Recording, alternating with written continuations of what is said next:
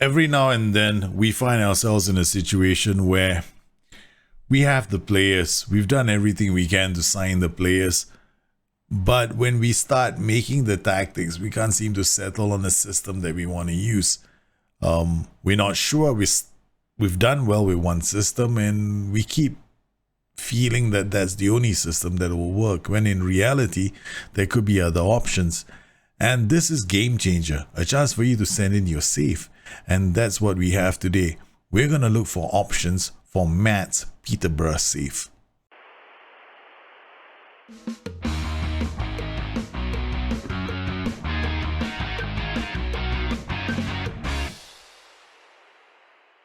Gamechanger is a chance for me to jump into one of your saves and offer you some insights. Now, if you enjoy this show, please don't forget to hit the like and the subscribe button to stay notified of all the videos that we put out on the channel. And I stream 3 times a week on Twitch as well.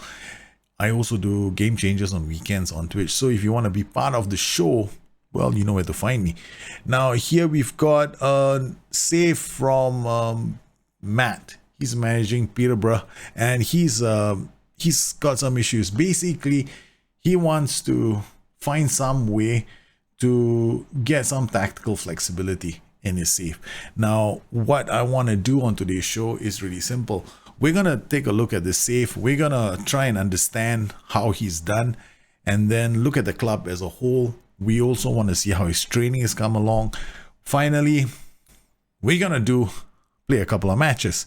Yes, that's it's part of a bigger show called In the Hot Seat, where I do playthrough. It can be 4 matches, it can be 5 matches. What I do on Gamechanger is I squeeze all of that down into a short little segment, and then share my insights.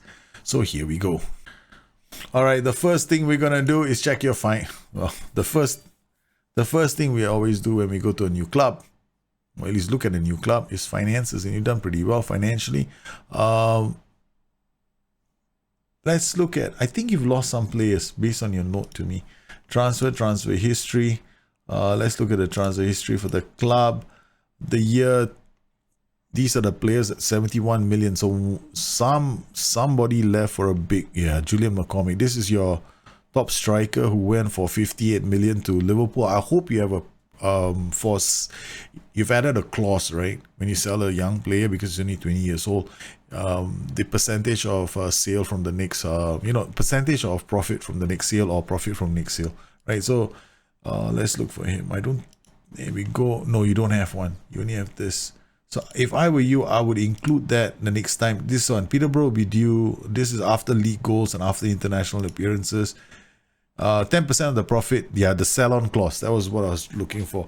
You want to include sell-on clauses for any of your top strikers, even if it's 10 million or 15 million, 10% or 15%. You want to do that. Excuse the tongue is tripping over itself at the moment. All right. So what did you do after Julian McCormick left? So Julian McCormick, last season he's gone, right? So you lost Julian McCormick in August of 24. You haven't really replaced him as a striker, so I assume you have strikers in-house. Financially, your transfer budget is 18 million, so you're selling club at the moment. You've done really well in the last few seasons. Sky Bet League 1, you've moved up, and you're basically doing well enough to be in the playoffs. This is a major which is a very good achievement with Peterborough. What you really have to do now is it's with clubs like Peterborough, Preston North End, and a lot of these other clubs, they've got facilities, right? So you want to look out at your facilities. Your facilities are average training facilities. Okay. Now, when I play this kind of a game, and it's a really long-term save, and I have the patience to stay in a league for a while, I try to take the money I've made from player sales and I put them back into the training facilities, so I can improve the training facilities, because this is a knock-on effect on the development of your players, in your visible players in your club, and it improves their CA and their PA, right? So it improves their current ability, not their PA. So it improves their current ability. So in other words, what you're going to see is better improvements in your players. So the stuff that you want to do is things like hiring the best coaches, Yeah, you can. So looking at your coaches right now, they're not too bad. If I'm looking at the coach assignments, you're basically hitting the 4 stars in most of the categories, except maybe for this. Here you've got, you can move this about. This you can. There's a small little change. Why is this important? This is important because you always want to make sure that important coaches who are dealing with important attributes, you want to aim for 4 stars or 5 stars as much as you can, because positioning is an important attribute. So you definitely want to go 4 star, 5 star with this. Now here again, we've got another situation where we've got light and light. So we've got 4 here, right? So this is, you're doubling up. So there's no difference, right? You take this out, he still is light, but now you've got an improvement in possession. So you've got 4 stars in possession as well. So then when we're looking down here, you will see that you've got one here, fitness, right? So we're looking at this coach. He gives you 4.5 here. And you got 4.5 here. You move this guy, you get 5 here. So strength is jumping reach and work rate. So now you've got almost 5 stars in jumping reach and work rate. And just small little modifications like this can actually give you, do you a world of good. Now, again here, right, you've got a similar situation here. You've got this coach, right? So he's doubling up on both categories. Now you move him here as a 4 stars, right? What we want to get is 4 stars here. So if I move this guy here, we'll get 5 stars here. I move this guy here, we get 4 stars here. And I take this keeper and I move him here. And it's still light and light. So I've got 5 stars on my goalkeepers as well. So minor little modifications can be made, right? You've got some very good coaches. This is a very good coaching setup here.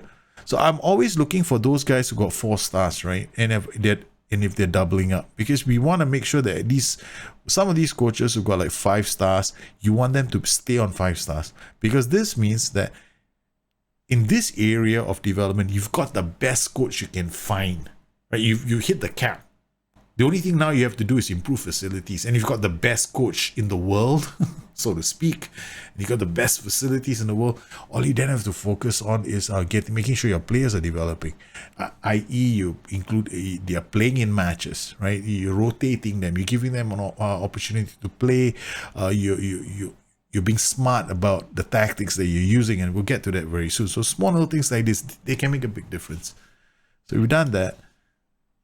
And immediately we've got 5 stars here, looking at 5 stars here. Yep, especially when they're a club like this, fitness, not too bad. So we've made some small modifications that will help, and this should help you in the long run. Okay, so the second thing I want to look at is training, right? So we don't want to jump into tactics just yet. So finances look good, transfer history looks okay. This is a club where you really want to go and develop from within, right? So before we go there, let's talk to the board, see whether what you are doing at the moment. Scouts allow improve youth facilities. That's going to improve the quality of the new gens coming to your club. Youth level, build new stadium. Now this is something I avoid. I'll explain why. I will avoid this until I've got my facilities up, because the amount of money I spend on building a new stadium might be good. I might, it might be fantastic, but I am more interested in getting my facilities to max level as quickly as I can before I attack the stadium. So you got improving training facilities is coming up. That's good as well. So you've covered most of the categories. Now, improving training facilities, you're gonna need something like 5 million in profit every year just to pay for the next stage. So once you want to get the academy up, right, you want to get the state-of-the-art facilities, you're looking at 5 million clean profit every year. You've got to be making that, and that may mean ensuring that you're selling players to the tune of about 10 million. So you have a buffer there now. So you want to make sure that you're selling some players so that you're continually putting yourself in a position where your facilities are state of the art, and this in turn ensures that your players develop as well as they can. The only reason why they won't develop so well is because you screwed up. That's it. So you've crossed out all you dotted all the I's, you crossed all the T's, you covered all your bases, and now that's the only thing that's gonna screw things up. All right. Okay, so we've covered the club vision, we've covered your facilities. Slight, it's not too late. Yeah, you're building a new stadium. That's going to take you a while, like 2 seasons. So by the time your facilities are done, make sure, because your facilities are going to be done before the stadium is up, right? So you still got another round where you can go in and improve your training facilities. You're going to get one more round of that. So what you want to do is you want to make sure that at the end of the season, right, October, so you've got one more season. At the end of the season, you want to sell somebody, you want to make at least 10 million profit. So you got to sell one player. So you got to make money this season, right? Because you want to be able to improve the training facilities. There's going to be one more round of training facilities that you want to go for. Okay. We've done that. Now let's take a look at your training. Now specifically, I'm looking at your under 23s, right? So we're looking at the schedule under 23s. We're looking at the training, and we're looking at the calendar to see whether how you're training them. Okay, so at the moment you've gone basically the safe route, right? This is the under 23s, and you've gone for whatever training schedule is default. Okay. That's really up to you, but if you look at this, you look at the schedule completely, the load isn't very heavy. The load is not heavy. This is a relatively light load, right? Your players are still going to develop. There won't be a lot of injuries. If you're looking at under 18s and you're looking at the training as well, and we're looking at the calendar, this is slightly different. This looks familiar. This is very familiar. This looks like, yeah, this looks familiar. Okay, this is not bad. Okay, you're not overloading the youth. You've got them covered. Yeah, and you're working the attributes. There's nothing wrong with this. This looks perfectly wonderful. Yeah. All right. Now looking at the schedules, that looks so familiar. Okay. Conversion training, tactical strike, wing play modified. I'm curious, right? You have like a few training sessions. I'm interested in your conversion training. If I can find it again. Conversion training, chance creation, chance conversion, chance. This is basically you're going for scoring goals, right? And within that session, you've also want to develop your fullbacks. This is overlaps, right? So you're working on improving the fullbacks attacking movement in the final third. It's not bad. I mean, most of these schedules are fine. I would definitely include match preparation before a big match, which you have in most of these sessions. This is fine. These are all basically slightly modified. There's you haven't. I won't say that these are wrong, right? They are safe because you're following the training that your ass man has come up with, and you just made small little adjustments. That is perfectly fine. Now, what I would suggest is when you're going for this attacking direct or attacking overlap and attacking wings, if you notice, you're creating a very broad-based training program for your attacking unit where you're working on dribbling, finishing, first touch, long shots, passing technique, anticipation off the ball, vision. And here, anticipation, crossing, dribbling, finishing, hitting off the ball, and technique. It's really balanced, right? Some players like me like to be extremely focused. So I only want a certain set of attributes to be developed. But you're in the unique position that you're trying to develop a team holistically. So this is actually not a bad move, right? You're sticking to something that's really simple, and you're not trying to science the crap out of it. So basically, you are keeping it relatively simple. Now, if I was to play this game and I didn't want to, do things, I didn't want to overcomplicate the situation very much, then all I would do is I'll just add match preparation activities before any big game. So here I might want to go set piece, attacking corners. You can definitely push this week, because whenever you see a balance like a heavy blue, like all the way, this usually indicates that this schedule is quite light, right? Heavily, like these predominantly blue ones, they're light.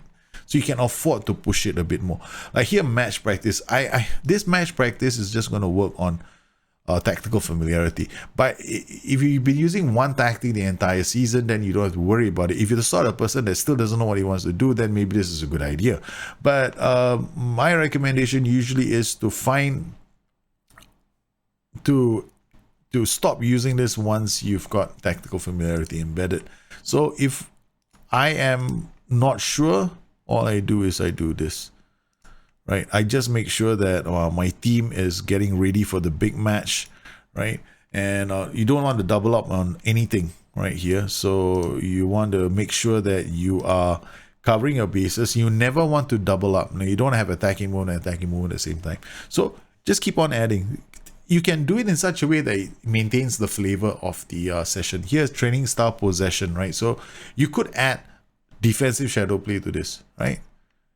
So you can go to defensive shadow play and add that, and it maintains the flavor of the session. And all you have to do is add in attacking movement and add in defensive shape if you wanted to prepare for the big game. It's a really easy way of playing the game. But when it comes to developing players, what I really like to do is do this. I go to under 18s, and this is where knowing what you want to do in the long run is more important. And I can see from here that you have a very focused way of doing things. Like here we got Cameron Elliott, right? Now we have, if I were to take this player, honestly, there's hardly any upside to this player, right? There's very little upside. So I'm looking at his development. He's only 18 years old. I think that his development is going to show spikes because of his age, and all time. Yeah, we can see his development is basic. This is always going to increase, right, when they're young. So don't get too excited. I know people get excited when they see large numbers in physicals, and then they start alluding to the fact that their training schedules are very effective. Actually, you can do bugger all, and it still improves. Okay. So here we got training. So what we'll do with this player, always I kind of like to know exactly which direction they're going in so that they can, play in my team. So here, if you have a defender, give him a central defender on stopper. It works on his aggression. Or you can just play central defender, bulk basic, and go defend duty. And then additional focus, what does he need? Now, so always look at a player and identify an area of the game that you want to focus on. Here in this particular case, his positioning could do with some work, and we can just leave him on defensive positioning for the better part of his entire life, right? And then here you want to start thinking about giving them double intensity, because the thing here is this: their workload is still medium. As long as their workload is medium, you can afford to push the intensity up to double, right? Once their workload, if you see workload heavy, that's when you want to reduce it. And I just did that with a mouse over. It's really convenient.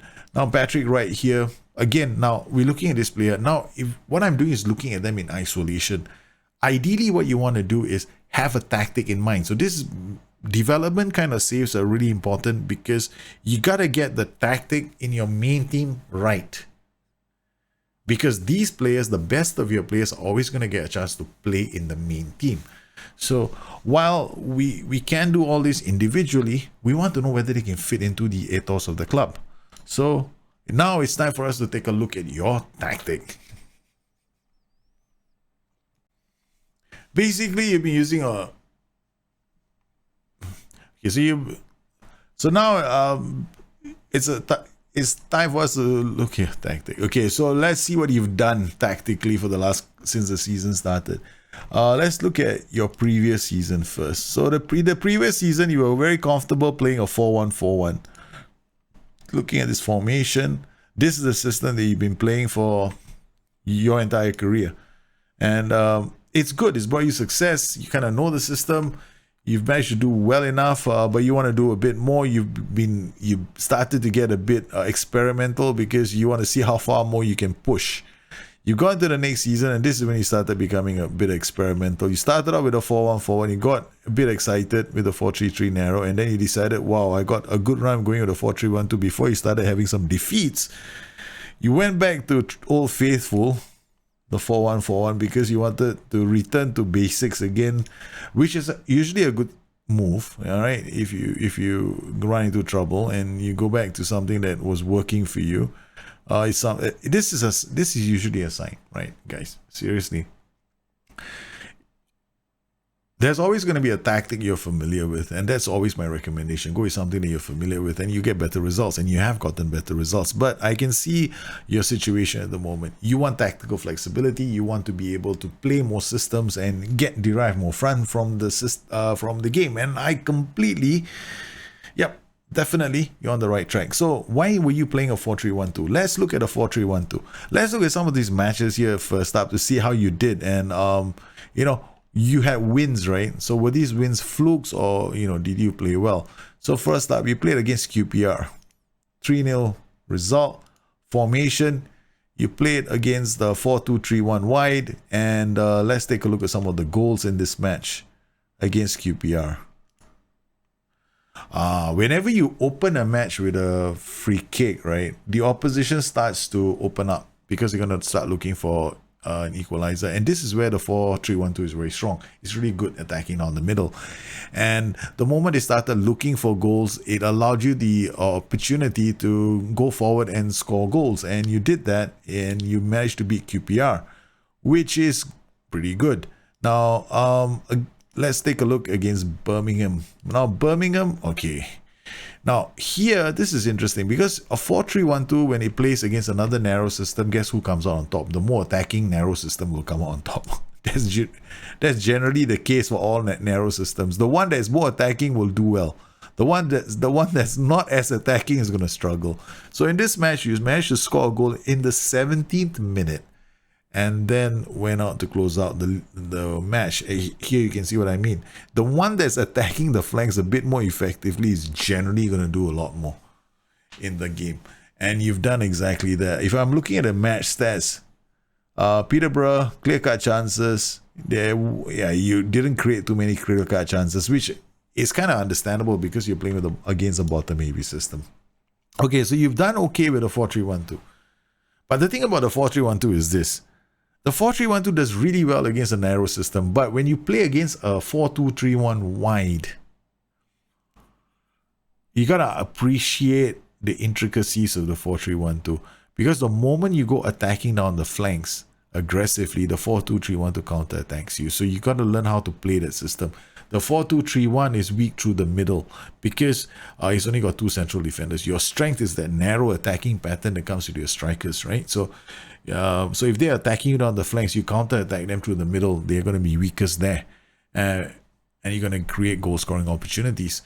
So it becomes quite challenging playing matches, because the moment you meet another team that's got a very strong, pacey flank attack, you will struggle with a 4-3-1-2 because you just can't seem to handle their attacks coming down the flanks. Because for a 4-3-1-2 to be really good, you absolutely need to have defenders who can win the ball in the air, because that's what they'll be doing all day long. They'll be dealing with crosses, because the wing, you can't very well expect the wing back to win every two, because he's always playing against two other players on the flank. So he's gonna have a hard time.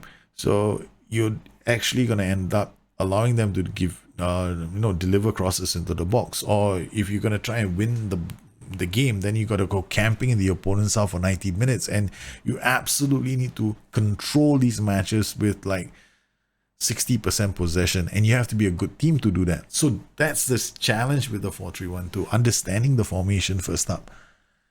So when I'm looking at your team and I'm looking, you've been playing a 4-1-4-1 successfully, which means that you can probably play this, which also means, and you were able to play a 4-3-1-2 for a while, right? So which also means that you can probably play a few systems. You can even play this.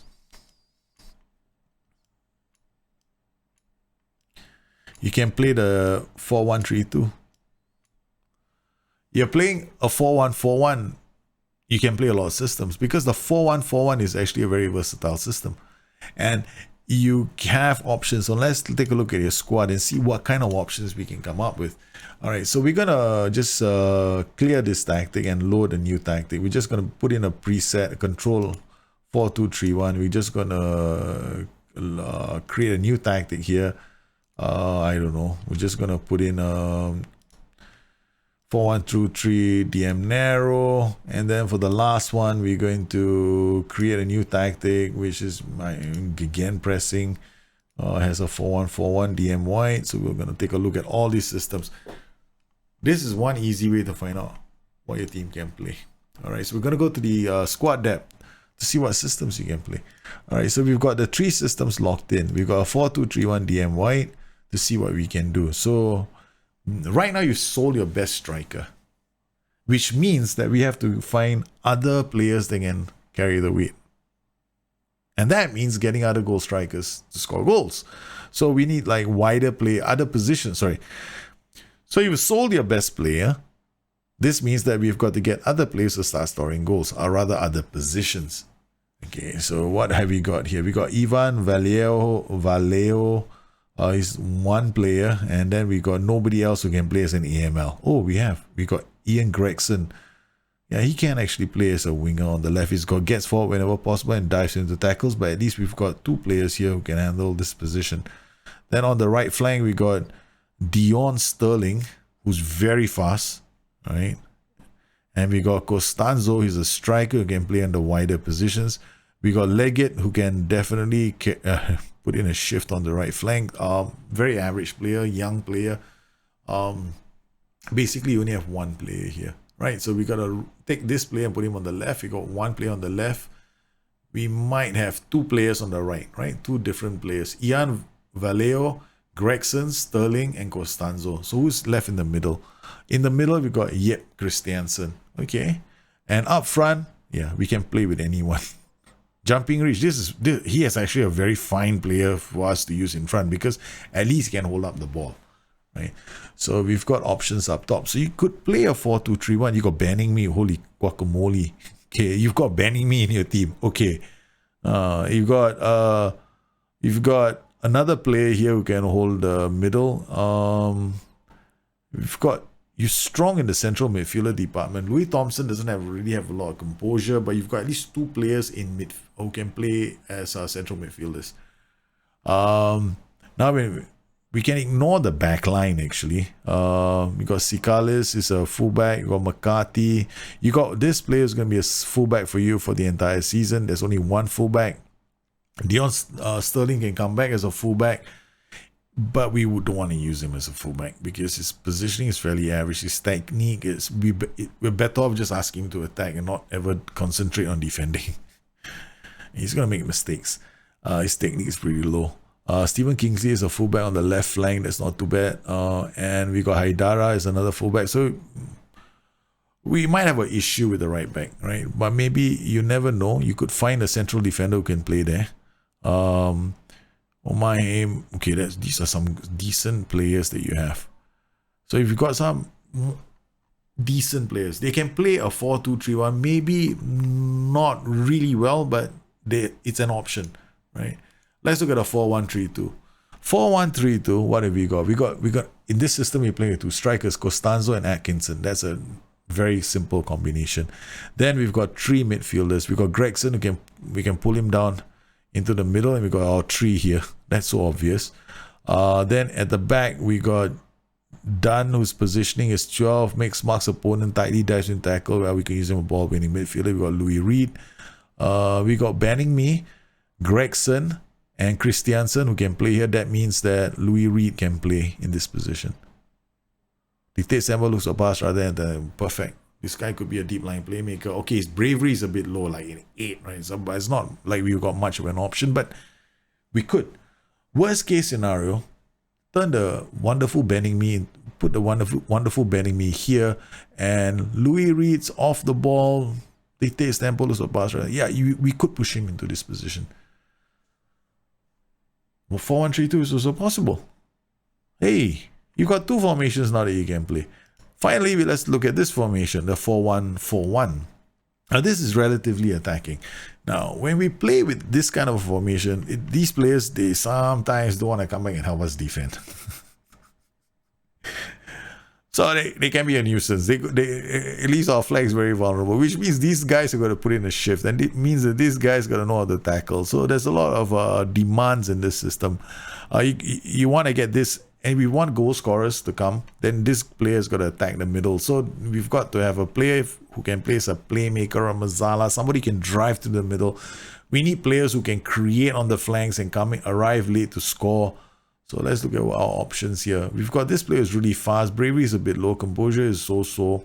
He loves to get forward whenever possible. He dives into tackles, which really could be a problem, right? If we are attacking teams. But he's young.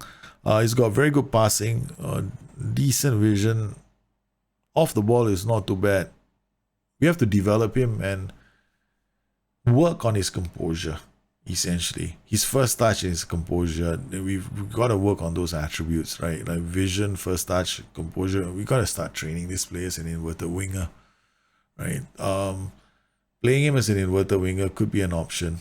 I wouldn't train him as a proper winger, but an inverted winger. At least somebody who can play on the left flank and the right flank.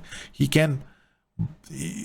comfortable playing on both flanks. So, and he's got 2 feet. That when you got a preferred foot left, it also means that your right foot is, the only time you have to worry about playing with the right flank is, of course, when it says left only, right? So this is not too bad. He can play as a winger. We can improve his attributes. He can play on the right. But you see, the problem with doing this is we could end up in a situation where we run out of players really quickly when one of them gets injured, and then we got no other options. So this could be one way of playing. Now what we want to do is we want to look for other options in the team. We want to see if we can promote anybody who can play as wingers, attacking wingers, and give us more options tactically. So in terms of youth development, when I'm looking at a team, so in terms of youth development, there are not too many players that we can pick from. I noticed is Lee Warren. So what we're going to do with him is here now, we know what to do with him.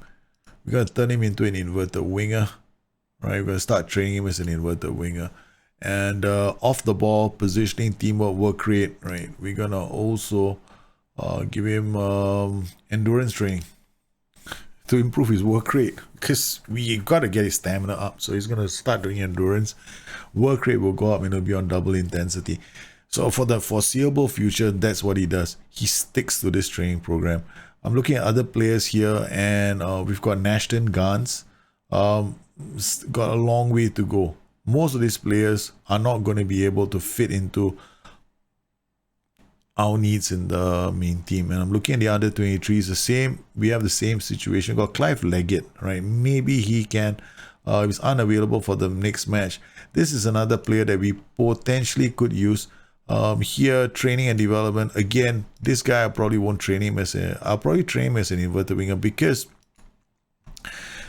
these guys are a bit more, we can get a bit more from them, right? In the final third.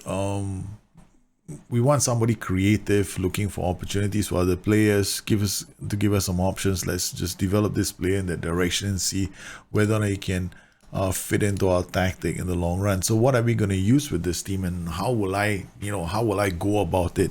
So at the moment, we're looking for options, right? You got a 4-1-4-1 that's relatively safe. You know how to play that system. I'm going to look for another option. My head says stick with a 4-1-4-1 DMY like this, and then play it. But I want to try something different. I think your team has the potential to play one or two other systems. We'll try and utilize the strengths of your team, and then come up with at least one or two other systems that give us a few options. So what did I end up doing? Well, you'd be surprised. We decided to go with a 4-2-3-1 DM wide. Following our little experiment with creating the buy-in replication on our Discord channel, we've taken some elements of that and we stuck into your Peterborough side to see what would happen. And along the way, we had a crash, we scored lots of goals, and here are some of the highlights of the matches as they transpired. I haven't really looked at set pieces, I haven't done any of that stuff yet. I do recommend that when you do your save, you pay a lot of attention to set pieces. I'm going to avoid doing set pieces for now. And the reason why is because I just want to see open play. Now, but the thing is, if you don't do set pieces, you're going to run into problems because you want to extract maximum value from your saves. And set pieces are important, especially when it comes to defending set pieces. Okay, so we've got our match here. We've got a 4-2-3-1 deep versus a 4-2-3-1 regular. That we need to work on your defensive set pieces. There are two players on the post. You don't really need those players on the post. So I would strongly recommend changing your defensive set pieces and marking more players in and around the box, which looks like I'm going to have to do that myself. This is not a good routine. It's one of the worst routines in the game, right? This is gonna regularly see you concede goals. I'm just going to pick one random one from here. I think the Velez shot should be fine. Sterling takes a throw. Gregson out to Sikalas. Back to Dujon Sterling. He's very comfortable playing on the right as well. So that's we're not going to change the set piece routines. Dujon Sterling, Bradley, back again. Boys are doing pretty well. They're putting a lot of pressure. Yeah, Vallejo. This ball goes. Yeah, okay, that's it. Second ball is ours. Small changes. Vallejo plays it out to the fullback on attack. He drops in across Costanza's header. Okay, we're getting there. A very sloppy goal. It's a very sloppy goal. I'm very unhappy about this. We were playing so well, and we conceded what has to be a really sloppy goal. Finds Bradley. Bradley out wide to Thompson. Thompson loses out. Wins the ball back. Then loses. They tripped him. Free kick in a dangerous area. And is the equalizer. What else can we do? Oh, God. What else can we do? This guy's already driving to the box. This guy's already driving to the box. You got this guy driving to the box. What else do you want to do? I don't want to do anything else. I just want to keep it this way. Keep it simple. Not too many. I don't want to have too many moving parts. I have to look at. But this is a good starting point. The press is working. They're holding their position. Not the perfect start, but definitely something to work with. All right, something to work with. This wasn't a very good performance, but I'm happy at the moment. 1-1 with a completely new tactic. We tweaked it along the way. We found some things that he needed to do, and now we've already finished it. So this is Burrow Deep 4-2-3-1. So this is the tactic that they're going to be using. All right, we've got the only thing right now I'm thinking about is whether or not, because this guy's gonna do a natural overlap this guy's gonna do a natural overlap here because the inverted winger is gonna create space. The only thing here now is this role. I might want to turn him into a winger on attack, and then we're gonna get Dujon Sterling. Where is he? We'll probably use him there in the next match. Only one slight change. It was a good performance, but we'll have to do a lot better in our next game. All right, we want to try and get a bit imaginative with our tactic. So we've got this tactic now created. What I'm going to do is I'm going to add roam to these positions, and I'm going to swap. But this is a bit more complicated. What I want to do is I want to maximize the performances of Sterling. Sterling really is a winger at the moment, but we're retraining to be inside forward here. Until he becomes an inside forward, he's always going to be making mistakes. He had a very poor performance in the last game. So when I play Sterling here, what I'm going to do is we're going to personalize this position for a winger on attack. So whenever Sterling plays here, he plays as a winger on attack. Now, when Vallejo is playing here, we want him to be... When Vallejo is playing on the right, I want him to be an inverted winger. When he's playing on the left, I want him to be an inside forward. So he's going to be playing here as an inside forward, right? So he's going to be playing here as an inside forward. And then when he's playing here, I want Vallejo to be an inverted winger.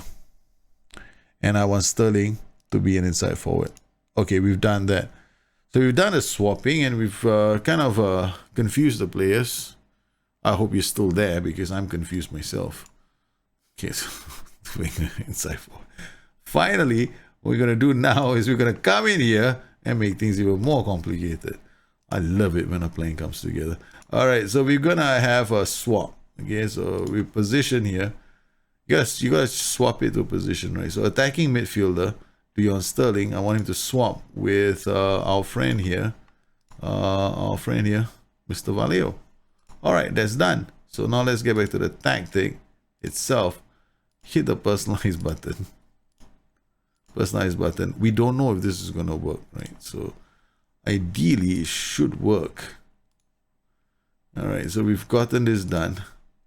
Player, when we pop this back, they're just gonna be a winger on attack on this flank, right? Because it's personalized. We use personalized instruction and play as an attacking midfield on the left.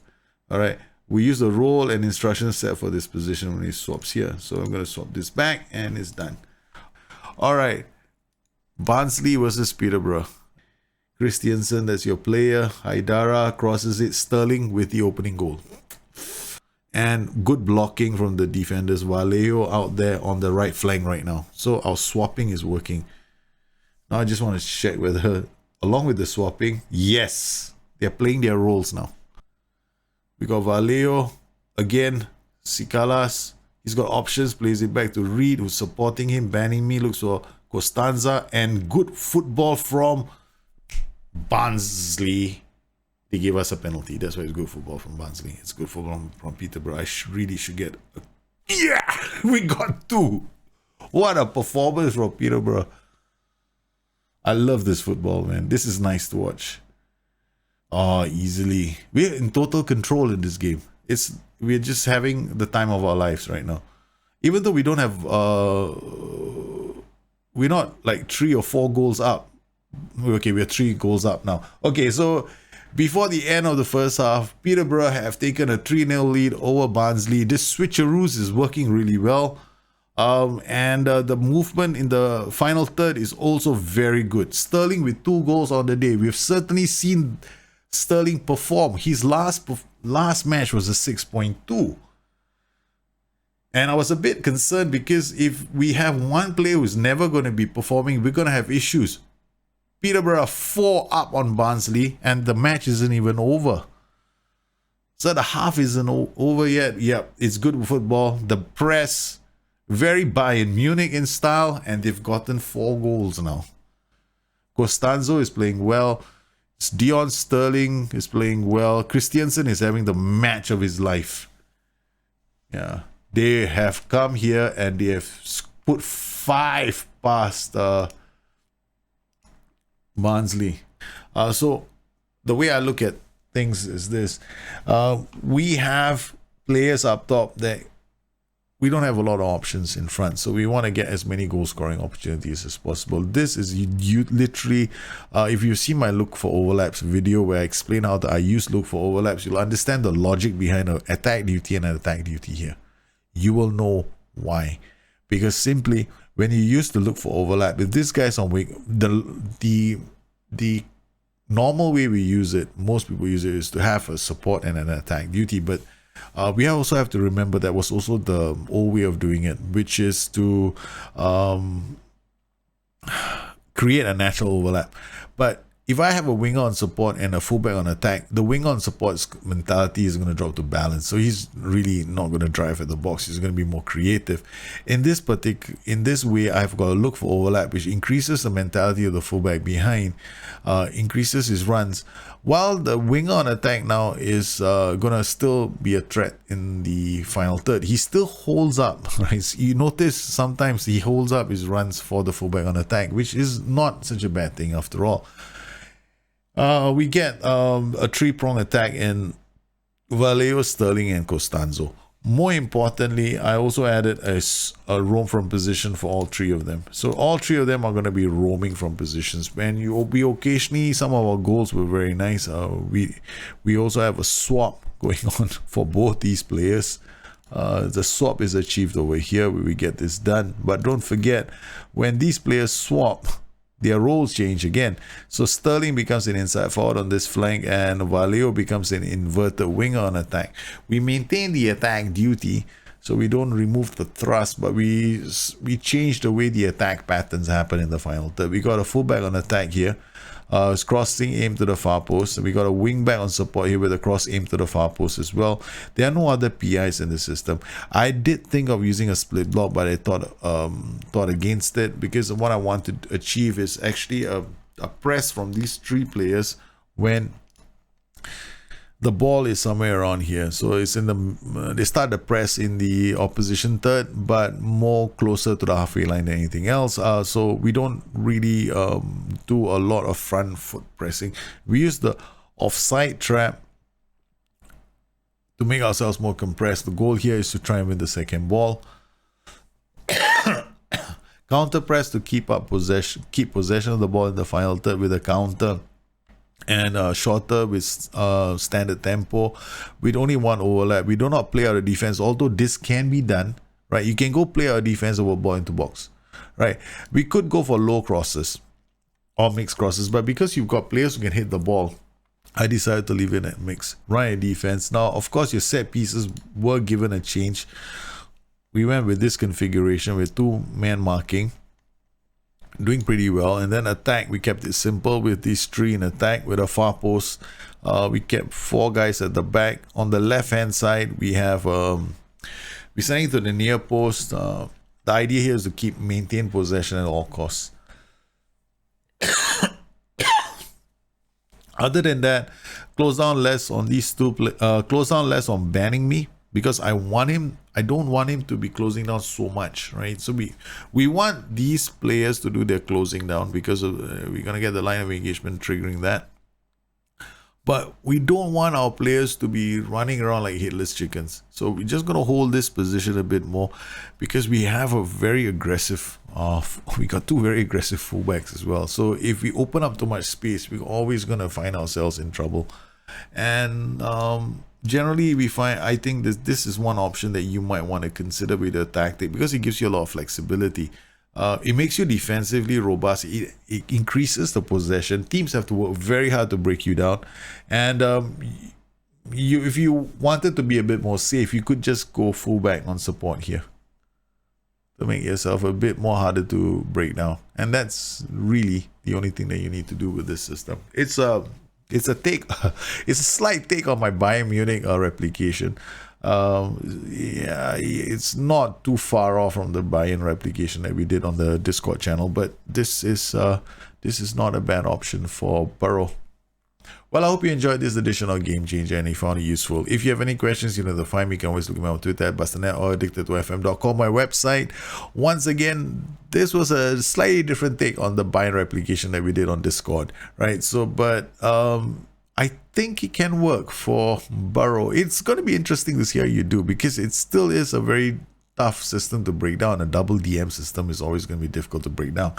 And if you have any questions, you guys know where to find me on Twitter at Bustthenet or addicted2fm.com, my website. Once again, I want to thank everybody for their continued support of this channel. We make these kind of shows possible for the rest of the community. If you want to have your save included on Gamechanger on Twitch, which happens on the weekends, you will need to check it out on Saturdays and find out how you can be part of the show.